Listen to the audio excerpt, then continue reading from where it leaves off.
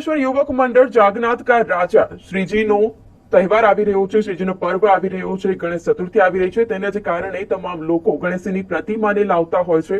પરંતુ એક અનોખી રીતથી આજે ફાઈબરની જે પ્રતિમા છે, શ્રીજીની પ્રતિમાને શણગાર માટે ગઈકાલે વડોદરાથી મુંબઈ 15મી જૂનના રોજ વડોદરાથી મુંબઈ આજે શ્રીજીની પ્રતિમા છે તેમને મોકલવામાં આવી. મુંબઈના સુપ્રસિદ્ધ જે મૂર્તિકાર છે કૃણાલભાઈ પાટીલ કે તેમને ત્યાં તેમના વર્કશોપમાં આજે મૂર્તિ છે તે મોકલવામાં આવી કે જેથી કરીને શ્રીજીની જે મૂર્તિ છે, પ્રતિમા છે, તેમને ખૂબ જ સુંદર શણગાર કરી શકે, આકાર આપી શકે. તે માટે થઈને ગઈકાલે આજે પ્રતિમા મોકલવામાં આવી. તમામ જે ગણેશ ભક્તો છે ખૂબ જ મોટી સંખ્યામાં તેમાં જોડાયા હતા.